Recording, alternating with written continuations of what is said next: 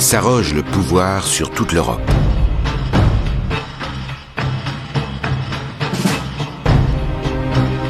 Il se couronne lui-même empereur.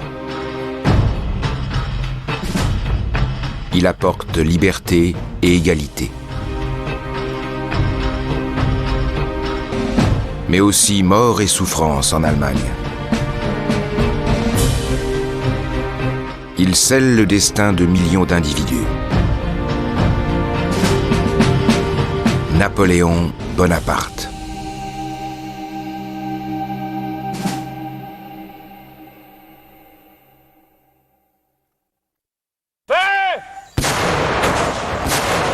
Automne 1806. La Prusse perd la double bataille d'Iéna et d'Auerstedt contre Napoléon. Le roi de Prusse, Frédéric Guillaume III, s'enfuit. Le calme est le premier devoir des citoyens.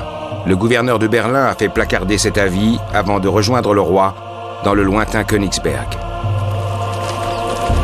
Les Français entrent dans Berlin, l'une des plus grandes villes d'Europe. Napoléon fait une entrée triomphale par la porte de Brandebourg, sous les acclamations de ses soldats, mais aussi de nombreux Berlinois. Mais en coulisses, derrière ces fastes, les soldats de Napoléon arrêtent le nouveau gouverneur civil, le prince von Hatzfeld, resté fidèle à son souverain. Son épouse, enceinte, est désemparée. J'étais désespérée. Mon mari n'était pas une canaille. Mein Name ist Frau von Hatzfeld. Lassen Sie mich vor, ich bitte Sie. Je dois le sauver. Il n'a rien fait de mal. Tout cela n'est qu'un malentendu. Si quelqu'un pouvait faire quelque chose, c'était Napoléon, et lui seul. Il fallait que je le voie. Le prince Franz Ludwig von Hatzfeld envoyait secrètement des rapports de situation au roi de Prusse en fuite. L'une de ses lettres avait été interceptée. La princesse Hatzfeld ignore tout de cette correspondance. Un serviteur de Napoléon tient le compte-rendu détaillé du combat qu'elle mène pour son mari.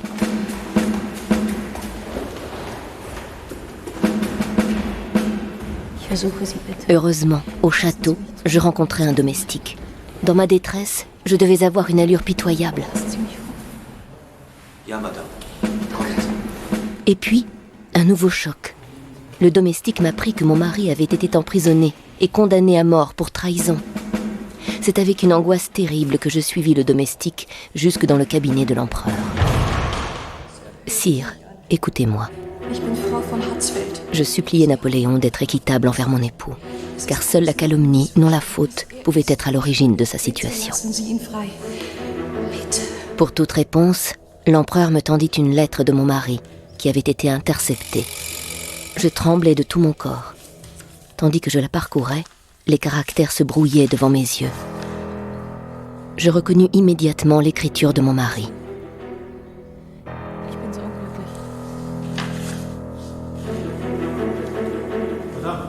Madame, me dit l'empereur, les preuves contre votre mari sont toutes contenues dans cette lettre.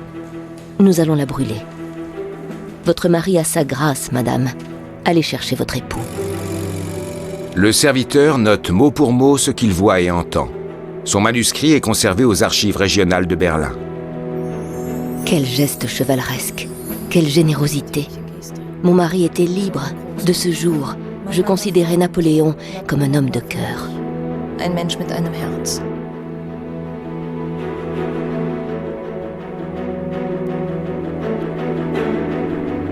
Napoléon est à l'apogée de sa puissance et se sent invincible. Napoléon se met en scène comme le prince tellement puissant qu'il est capable de maîtriser lui aussi son propre désir de vengeance et qu'il donne la priorité à la générosité et à la clémence. Tout ceci est de la politique et de la mise en scène. Ce qui compte, ce n'est pas du tout l'attendrissement vis-à-vis de la comtesse Hatzfeld, mais c'est d'avoir un bon geste que l'on pourra savoir ensuite et qui persuadera l'ensemble de l'Europe que Napoléon est un nouvel empereur aussi admirable que l'étaient les grands empereurs de Rome.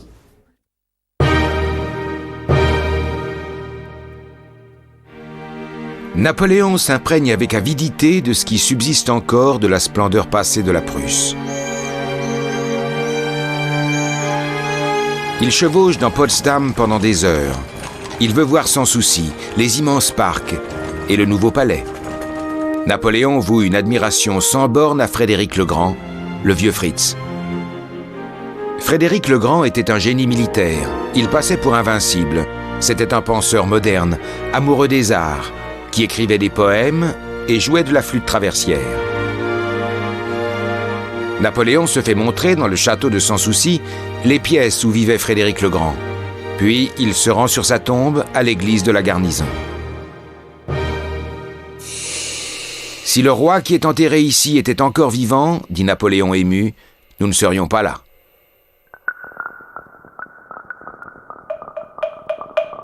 Le successeur du vieux Fritz, Frédéric Guillaume II, n'avait rien d'un novateur et manquait de stature. Son fils et successeur, le roi Frédéric Guillaume III, qui s'est réfugié à Königsberg, n'était pas davantage de taille à tenir tête à Napoléon. La victoire de l'empereur sur la Prusse en est trouvée facilitée.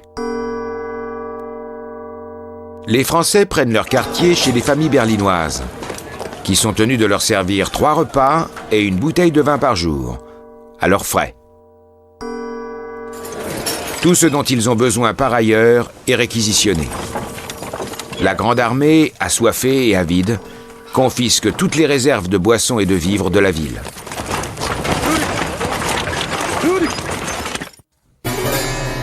Les églises de Berlin sont transformées en écuries ou en resserres de l'armée française. L'église du Saint-Esprit est une réserve de fourrage. L'église Sainte-Sophie fait office d'écurie. Berlin est, après Vienne, la principale ville de l'Empire germanique et la capitale de la Prusse. Elle compte 170 000 habitants. Napoléon quitte Berlin le 9 novembre, mais même à Paris, il reste bien informé.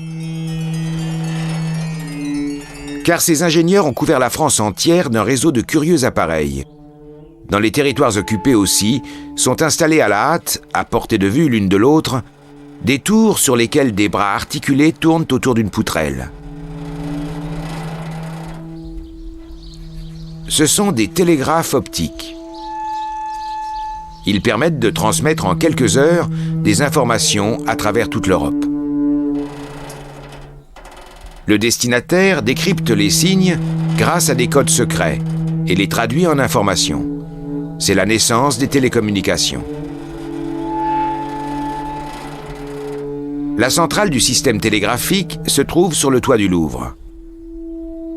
Le directeur du Louvre, devenu le musée Napoléon, est enterré à Paris, au cimetière du Père-Lachaise. C'est presque en face de Frédéric Chopin que Dominique Vivant-Denon a trouvé son dernier repos. Celui qui fait figure de ministre des Arts de Napoléon parcourt toute l'Europe dans le sillage des victoires de l'empereur.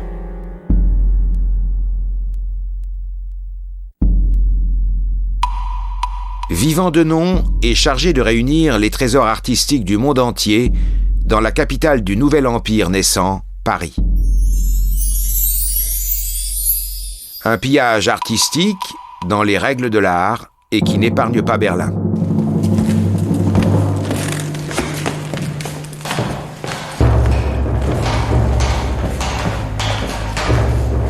Tout a commencé avec notre expédition d'Égypte. Bonaparte et moi avions alors rapporté les œuvres d'art les plus extraordinaires du pays des pharaons. Messieurs, ces deux-là, mettez-les dans cette caisse. L'empereur avait pris goût à ces entreprises. Posséder des œuvres d'art consacrait en quelque sorte son pouvoir, un pouvoir à sa main. Attention, messieurs. Ma mission consistait à rapporter des trophées. Nous parlions à ce propos de destitution. L'art est un produit de la liberté. Il doit trouver son foyer dans le pays de la liberté.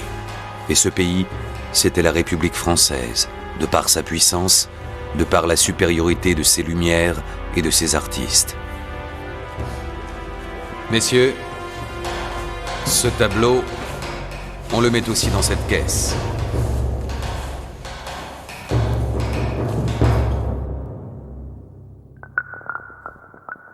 Dominique Vivant-Denon est un homme de grande culture. Un expert qui reconnaît du premier coup d'œil les pièces de valeur. Le directeur général des musées impériaux inspecte les châteaux et les collections de Berlin et des environs. Il confisque au nom de la France 116 tableaux et 100 statues et bustes antiques qu'il fait expédier à Paris par voiture à chevaux et bateaux.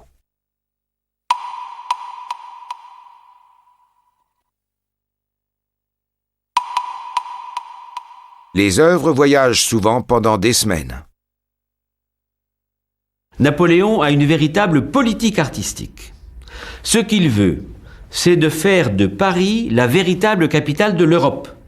Et Paris doit être la capitale de l'Europe dans tous les sens du terme, c'est-à-dire non seulement la plus belle ville de l'Europe, mais celle aussi qui a les institutions les plus prestigieuses, y compris dans le domaine culturel et artistique. Il y a à Paris, depuis la Révolution, un très grand musée, le Louvre, qui a été déclaré musée national par la Révolution. Et Napoléon veut faire de ce musée le plus grand musée de l'Europe. Et pour que ce musée soit le plus grand musée de l'Europe, il y rassemble des œuvres d'art, des tableaux, des statues, des manuscrits pour les bibliothèques nationales qui viennent de l'ensemble de l'Europe.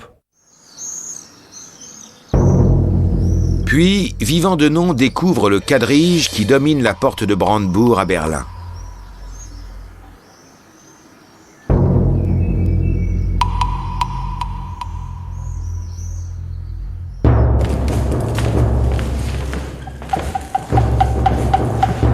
À défaut de tenir cette sculpture pour une œuvre d'art, elle fera office de trophée.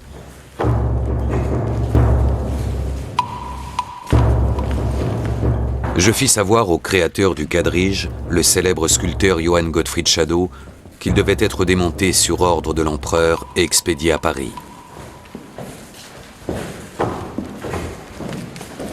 Peu après, le maître demanda à me voir et me supplia de laisser le groupe sur la porte de Brandebourg. Selon lui, la fine couche de cuivre supporterait difficilement le démontage et le transport.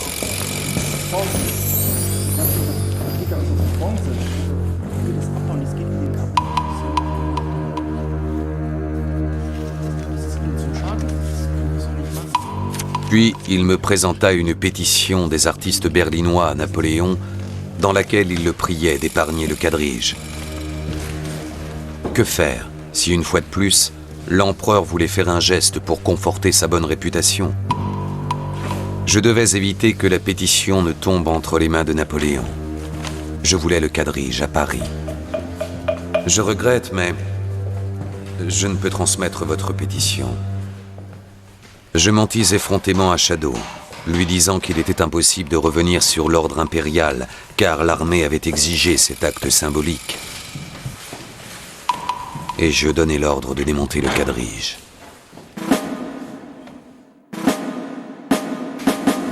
Vivant-Denon fait démonter le quadrige en toute hâte entre le 2 et le 8 décembre. Emballé à la va-vite dans des caisses, à l'instar de centaines de tableaux et sculptures, le quadrige entame un voyage de plusieurs semaines vers Paris. À l'est, le Grand-Duché de Varsovie. À l'ouest, il fonde le royaume de Westphalie et installe son frère Jérôme sur le trône. Napoléon est sûr à présent d'avoir la Prusse sous contrôle. En décembre 1808, il retire ses troupes.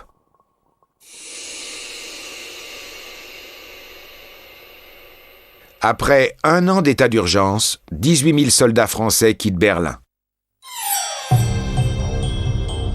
La vie quotidienne reprend dans les rues, les magasins et dans les foyers. Mais l'humiliation ressentie est profonde. Les gens se prennent à rêver d'un sursaut. Mais pour cela, il va falloir moderniser le pays de fond en comble. Car le vieil état militaire prussien est toujours là. On y pratique encore le servage, et dans l'armée, bastonnades, fouets et autres châtiments médiévaux restent de rigueur. Un nouveau gouvernement se constitue. Des réformateurs introduisent une façon de penser moderne dans la gestion jusqu'alors poussiéreuse de l'État. L'un des plus obstinés d'entre eux est Karl August von Hardenberg. Le roi de Prusse lui offrira plus tard, en reconnaissance de ses mérites, un château près de Berlin. L'endroit est rebaptisé Neu-Hardenberg. Hardenberg est un homme politique d'expérience qui lutte depuis des décennies pour une réforme de l'État, écrit des mémoires et des projets de réforme et travaille à une constitution. À présent, son heure a sonné. Par l'édit d'octobre 1807, on est encore en pleine occupation française, les réformateurs Hardenberg et von Stein ouvrent la voie à une Prusse modernisée. Le servage des paysans est aboli. Ils sont désormais des citoyens et ont la liberté de se déplacer et de se marier comme ils l'entendent. L'application des nouvelles lois est laborieuse. Les anciens seigneurs ont droit à des compensations. Les paysans illettrés, eux, ignorent tout de leurs nouveaux droits.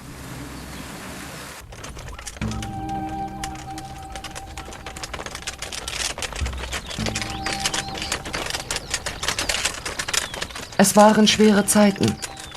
Selbst in wohlfeilen Jahren reichte es kaum, die Kinder. Les temps étaient durs. Même dans les années fastes, il était difficile de nourrir les enfants. Quand une fois de plus, il en mourait un, c'était presque un soulagement. Nous nous nourrissions de soupe de pain et de navets. Nos quelques bêtes chauffaient notre unique pièce en hiver. Mon mari était mourant et notre maison en mauvais état.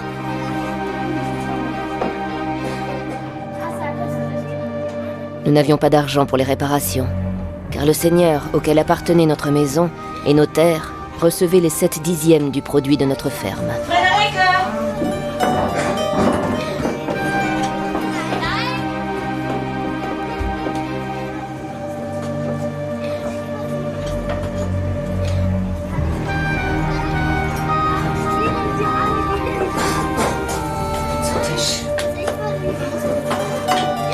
Le Seigneur donne et il reprend.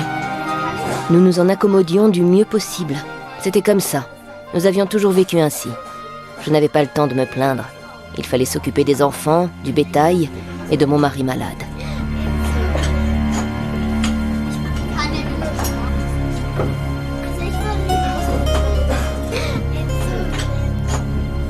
De nombreux paysans de Prusse orientale ont vécu jusque-là dans le servage.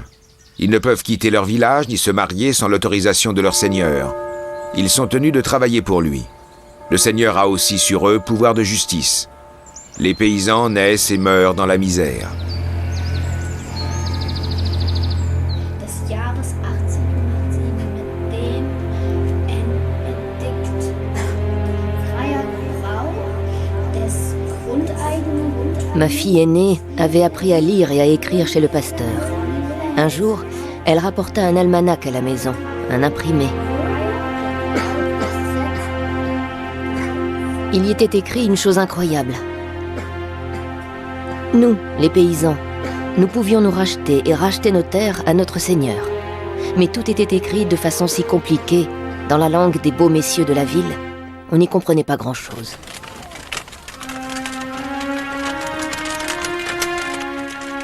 Quand mon cher époux mourut de phtisie 3 jours plus tard, nous dûmes déclarer sa mort au Seigneur pour pouvoir lui creuser une tombe.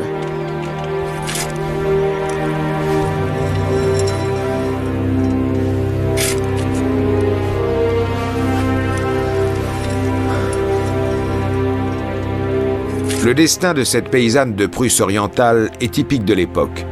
Après la mort de son mari, le seigneur se présente dans sa masure et lui réclame de l'argent.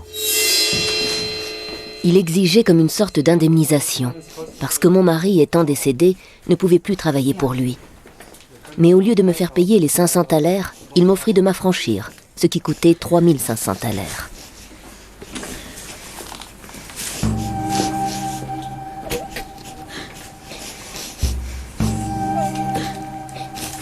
Je n'avais pas tout cet argent, mais je voulais m'affranchir, une fois pour toutes. Avoir la liberté, au moins pour mes enfants. Immer los sein. Freiheit. Wenigstens für meine Kinder. Ja. La paysanne accepte le marché que lui propose son seigneur. Elle achète sa liberté contre une reconnaissance de dette. Une dette que ses enfants devront finir de payer.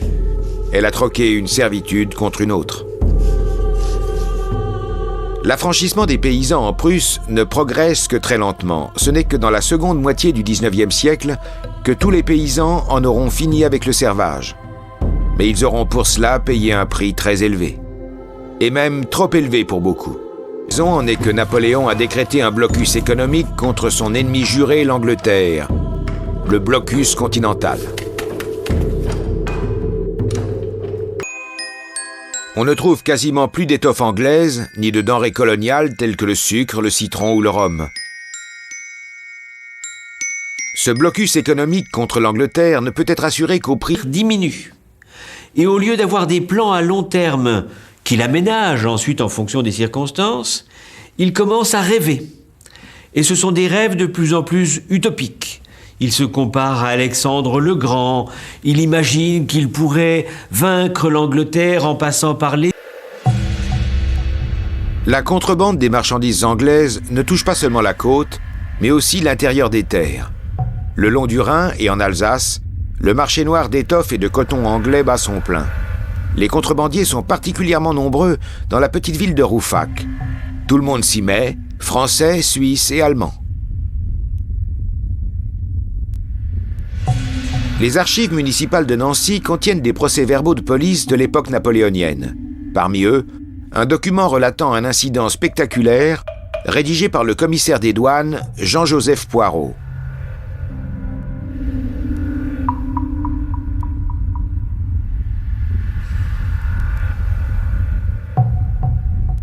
Depuis un certain temps, le commissariat des douanes impériales soupçonne une intense activité de contrebande à Rouffach.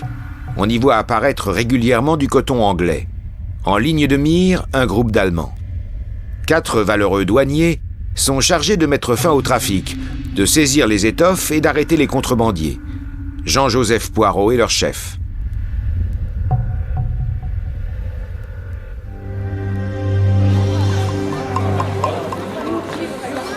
Nous nous étions habillés comme des citoyens ordinaires pour pouvoir observer sans attirer l'attention. Nous avions caché nos pistolets sous nos vêtements et nous parcourions ainsi les rues de Rouffach.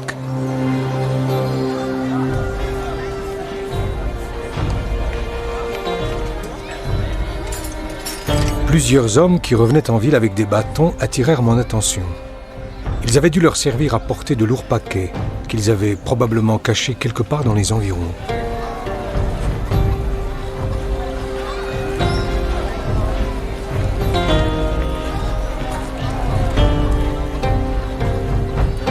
Je rejoignis mes collègues et leur demandai ce qu'ils avaient vu.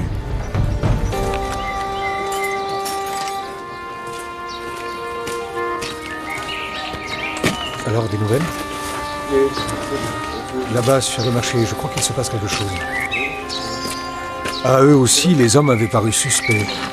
Ils ne ressemblaient ni à des marchands, ni à des paysans. Nous étions convaincus qu'il se tramait quelque chose de peu réglementaire. Ils avaient dû cacher quelque chose. Comme nous ne savions pas où, l'un de nous suggéra de prendre de la terre fraîche et d'en répandre sur les chemins pendant la nuit. Rouffach est une petite ville constituée de ruelles tortueuses, de passages secrets et d'arrière-cours. Un endroit idéal pour des contrebandiers à cette époque-là.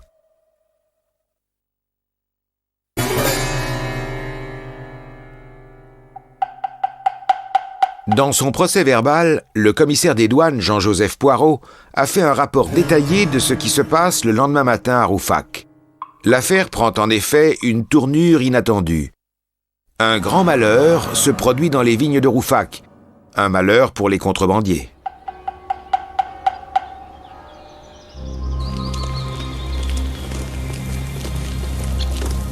Le lendemain matin, nous découvrîmes des traces de pas toutes fraîches sur l'un des chemins que nous avions préparés. Ça avait marché. Les hommes qui avaient emprunté ce chemin étaient lourdement chargés.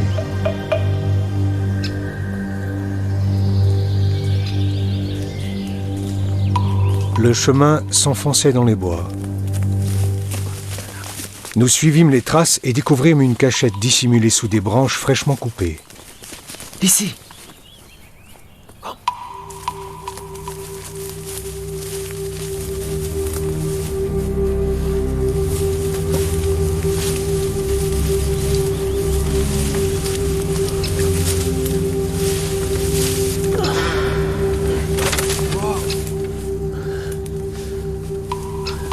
Nous y trouvâmes 17 sacs de cotonnades anglaises.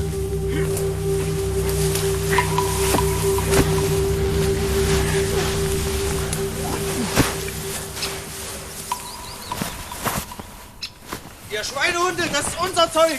Négatif, wir sind vom Zoll. Die Ware ist konfisquiert. Les contrebandiers nous prirent pour une bande rivale et tentèrent de récupérer leur butin.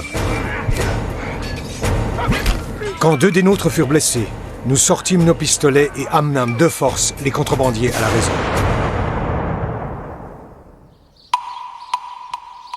Les contrebandiers arrêtés à grand-peine sont immédiatement jugés au tribunal cantonal de Rouffach.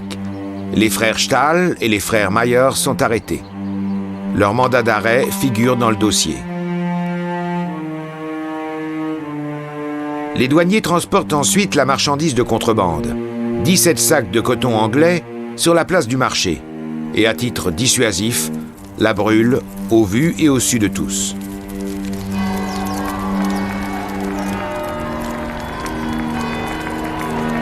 Hormis les marchandises interdites, se répandent aussi des idées explosives. Des tracts commencent à circuler. La bourgeoisie, et particulièrement les étudiants, sont unis dans leur détestation des Français.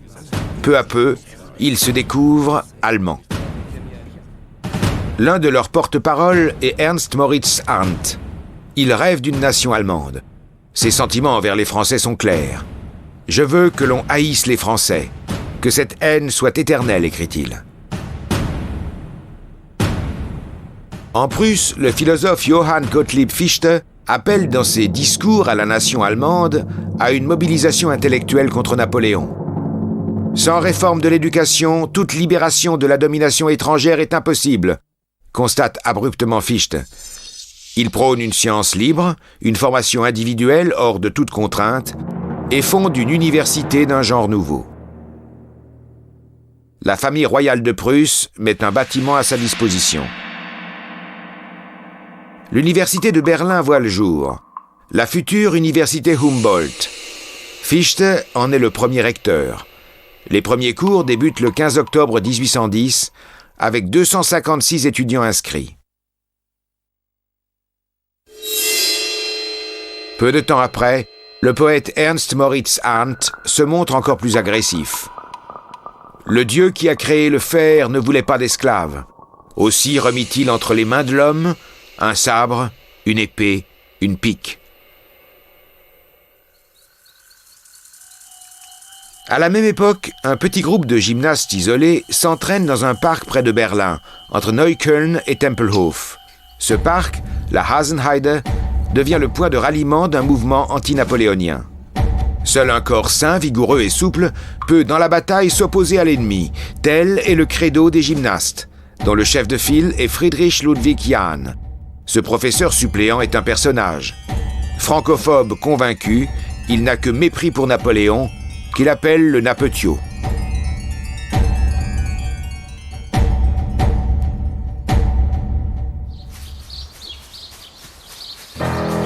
Le lycéen Édouard Dürer a 17 ans quand il croise par hasard son chemin.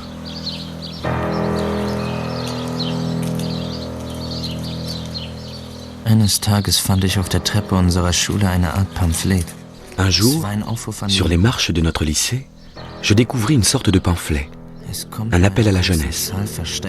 Chez un grand nombre de jeunes hommes raides et peu exercés, il importe d'habituer le corps à l'effort, de développer rapidement les muscles des jambes, dans la mesure où la plupart d'entre eux ne sont pas capables de marcher une demi-heure sans grand effort.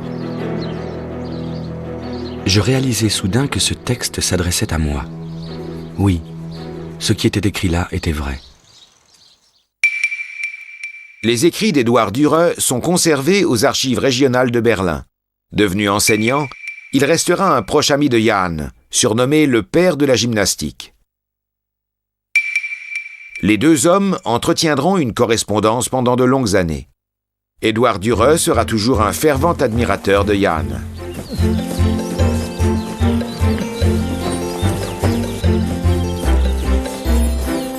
Jahn était une vraie nature, qui voulait former ces petits gars de la ville, comme il nous appelait, à devenir de véritables gaillards, d'authentiques garçons allemands.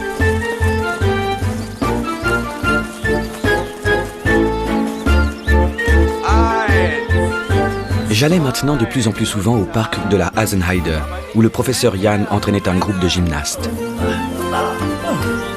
Nous marchions, nous nous battions et faisions de l'exercice. Nous jouions aux voleurs et aux braves citoyens. Nous construisions des tranchées. Nous jouions à la guerre. Oui, vraiment à la guerre. On y allait de bon cœur. Le professeur Jan nous avait communiqué son esprit combatif.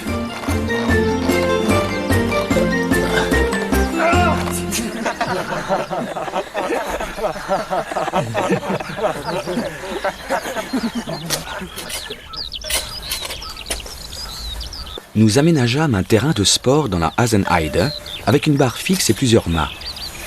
Je réalisais que je ne savais même pas me servir d'une bêche correctement. Parfois, nous manipulions des heures durant des cordes et des poutres pour construire de curieux ouvrages. Nous nous demandions à quoi tout cela pouvait servir. Mais nous n'en prenions pas moins notre plaisir. Le patriote Friedrich Ludwig Jahn conçoit lui-même les différents agrès. Les barres et les mâts sont des créations de Jahn. Il leur donne des noms germaniques par rejet viscéral de la langue française.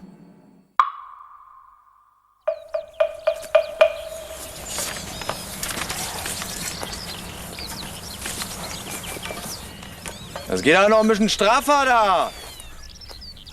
La virilisation de la jeunesse allemande dont rêve Jahn porte peu à peu ses fruits. Ces garçons deviennent plus vigoureux et affichent une meilleure condition physique. Jour après jour, nous nous entraînions, surtout à la lutte. Il s'agissait de véritables combats au cours desquels les blessures n'étaient pas rares. Un jour, il se produisit un événement extraordinaire. Un étudiant vêtu d'un curieux uniforme se présenta. Il nous observa en train de nous exercer à la lutte. Il nous regarda un moment, puis il défia Jahn au combat. Au lieu de ça, Jahn me désigna ainsi qu'un autre camarade et lui dit qu'il ne relèverait le défi que s'il nous avait d'abord vaincus tous les deux. L'étudiant était probablement blessé dans son orgueil. Néanmoins, il s'abaissa à se battre contre nous.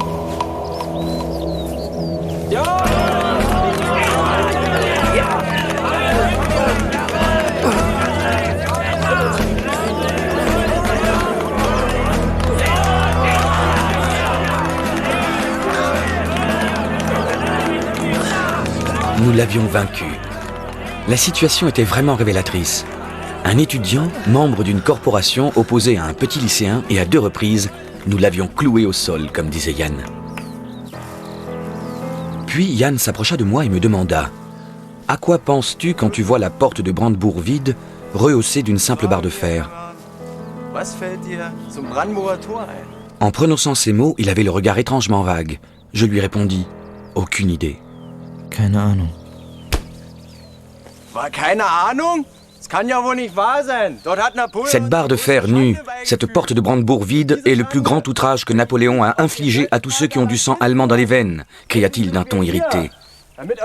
Il nous a volé le quadrige avec la déesse de la liberté, mon cher, ne l'oublie pas. Et tant que la place là-haut restera inoccupée, nous nous en souviendrons. Je réalisais alors que mon professeur nourrissait des projets autrement plus importants que celui de nous enseigner la gymnastique ou la lutte. Lorsque je compris enfin son objectif, je devins un fervent admirateur et adepte de mon professeur de gymnastique. Régulièrement, j'allais chanter avec lui des chansons patriotiques sur les places de marché à Berlin. Les paroles parlaient de camaraderie et de la nation allemande. Friedrich Ludwig Jahn fonde avec d'autres l'Union allemande pour la libération, le renouveau intérieur et l'unification réelle du peuple allemand. Il participe également à la création de la première corporation d'étudiants. Dans l'acte fondateur, tous les membres jurent secret, fidélité, courage et bravoure sur leur honneur, leurs biens, leur corps et leur vie.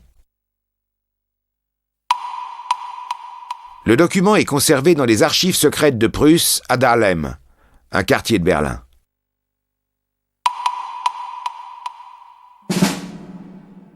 Napoléon est au courant de cela. Il est au courant par sa police, mais il estime que ce genre de mécontentement n'est pas important. Parce que c'est l'affaire de petits groupes, Lorsqu'ils discutent entre eux, on les laisse discuter. Si par malheur, ils font connaître leurs idées par des livres ou bien par des tracts, alors à ce moment-là, on va faire prisonnier l'imprimeur et on va le fusiller. Comme ça va impressionner tout le monde. Et si même ils sont tellement audacieux qu'ils tentent un coup de force, par exemple un attentat, ou bien un guet-apens contre des soldats, bien à ce moment-là, on va faire la répression militaire. Et pour cela, Napoléon pense qu'il a tous les moyens en main pour arriver à dominer cela.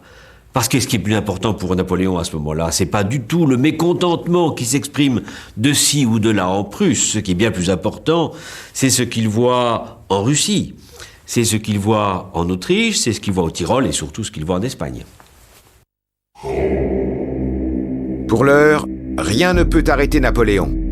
Et politiquement, depuis décembre 1810, les dés sont jetés.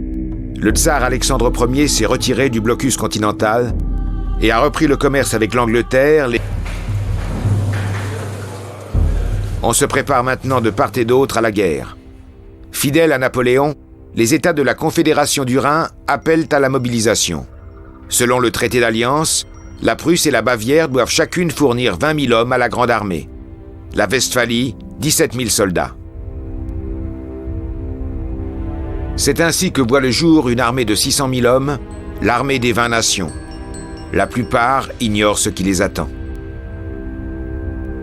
Mais comment nourrir une armée de cette taille ? À Paris, un concours d'invention a été lancé depuis plusieurs mois. Le vainqueur est le Rhénan Nicolas Appert. Son invention lui rapporte 12 000 francs or. Nicolas Appert a découvert un moyen pour conserver des aliments pendant plusieurs mois. Napoléon a besoin de ce genre d'invention pour nourrir ses troupes. Appert remplit des bocaux de fruits, de légumes et même de crêtes de coq qu'il fait chauffer dans de l'eau bouillante. Un procédé qui va révolutionner le monde, la fabrication de conserves. Appert devient rapidement célèbre. Il écrit des livres sur sa découverte. En 1812, avec l'argent de son prix, il crée la première usine de conserve du monde.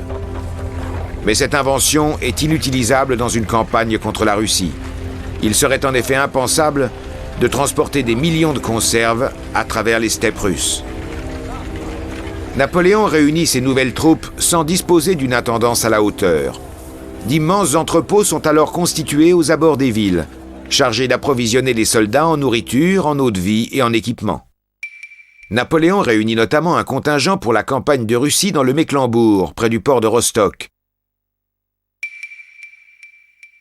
Les archives municipales de Rostock, derrière l'hôtel de ville, contiennent des liasses de documents apparemment insignifiants qui relatent une histoire de marchands sous l'occupation française. Une dépêche du maréchal Davout, l'un des maréchaux de Napoléon, parvient à la municipalité de Rostock. Elle fait l'effet d'une bombe.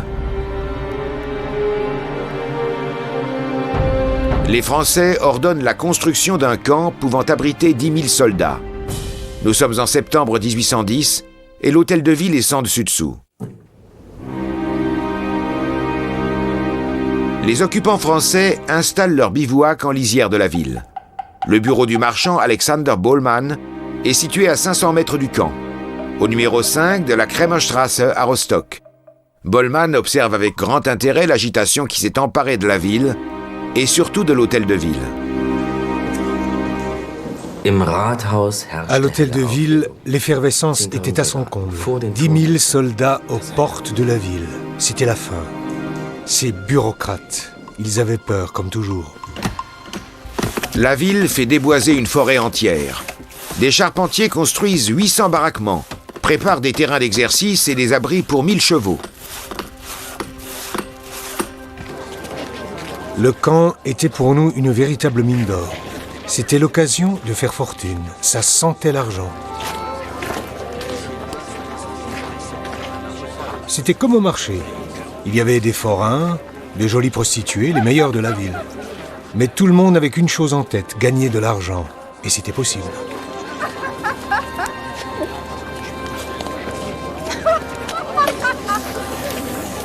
Moi et mon partenaire, Benkart, nous fîmes tout pour tirer profit de ce camp. Puis, il commence à faire froid dans les baraquements. Le commandant de la 2e division envoie un nouvel ordre à la municipalité de Rostock. « Messieurs, j'exige 4000 couvertures de laine de 6 pieds de long sur 4 de large, à livrer dans les 8 jours, sous peine d'exécution militaire. »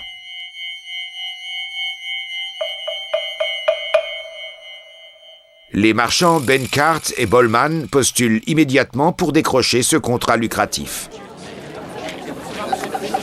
Nous avions offert un prix de 3 thalers 5/8 par couverture. La municipalité nous confia le marché. La commande s'élevait à 13 000 thalers, dont la moitié au moins de pur profit.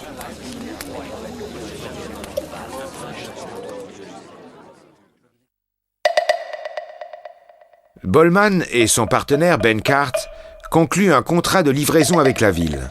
La caisse de la commission de crédit du Mecklembourg est appelée à verser un acompte pour le quart de la somme, en bon argent.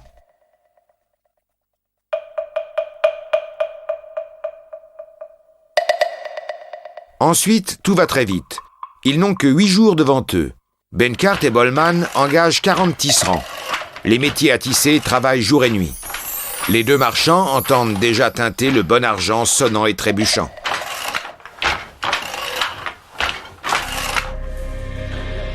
Le jour de la livraison, je me rendis à la mairie. Le trésorier me dit qu'il n'avait pas encore reçu l'argent de la caisse. Benkart et moi décidâmes alors de ne pas livrer les couvertures.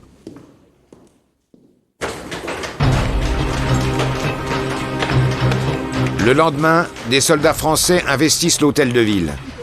Ils viennent pour les couvertures.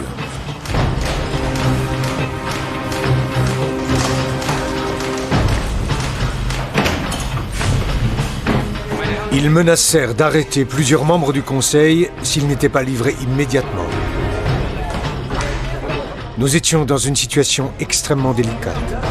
Que faire? Les édiles étaient morts de peur. Finalement, nous cédâmes, émus par leurs prières et leurs plaintes et effrayés par ce terrible tumulte. Nous livrâmes les couvertures sans être payés de retour et sans aucune garantie. Nous ne tenions rien d'autre qu'une promesse.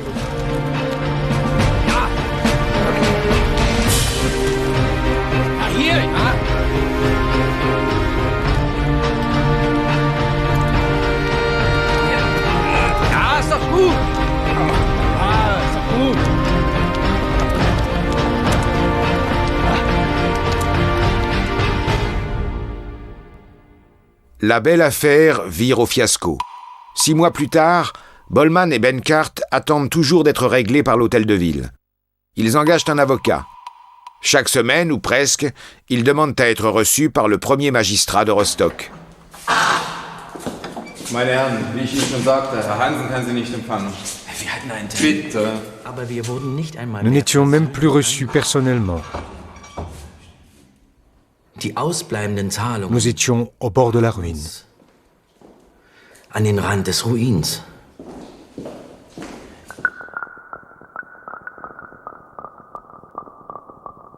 Il faudra attendre 1817 pour que s'achève l'aventure des 2 marchands.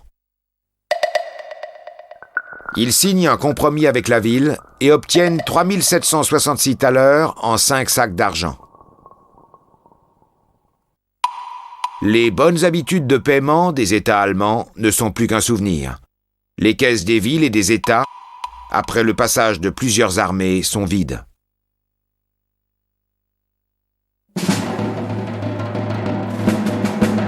En 1811, la Grande Armée, cantonnée en plusieurs lieux de rassemblement, attend fusil au pied. En 1812, elle fait mouvement vers la frontière russe.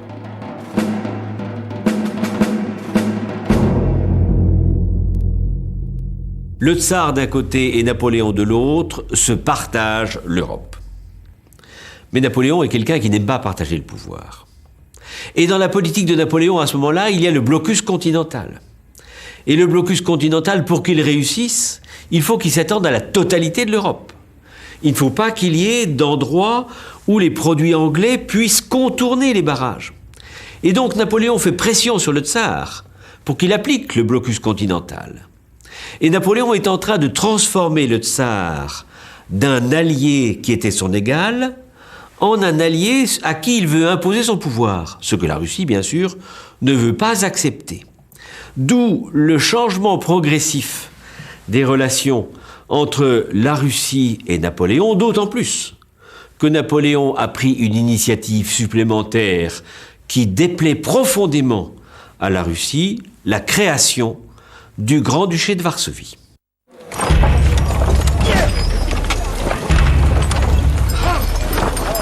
Förster Fleck participe à cette campagne. Comme beaucoup de jeunes gens, Fleck est impatient de vivre des aventures militaires et de découvrir du pays. Mais surtout, il est heureux d'échapper ainsi à l'ennui du service militaire.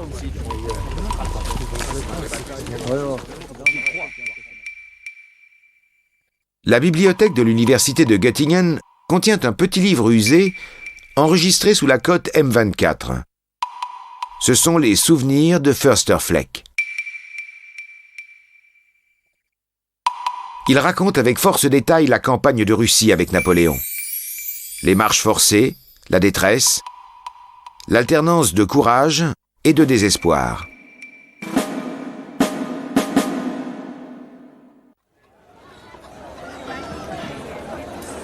In unseren Nachtlagern herrschte am Anfang noch eine entrückte, fast romantische Au début, dans les campements, il régnait encore une atmosphère particulière la nuit, presque romantique, avec les feux de bivouac qui brûlaient çà et là.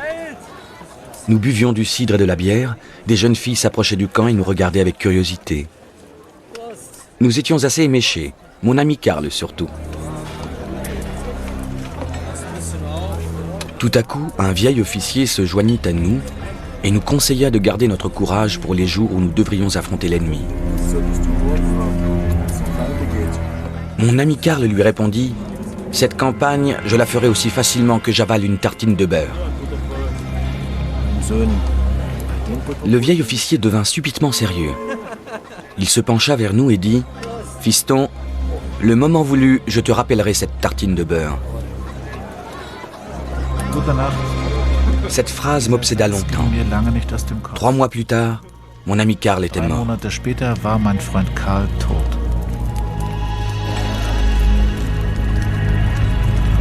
Près d'un demi-million de soldats originaires de toute l'Europe partent en guerre pour Napoléon contre la Russie.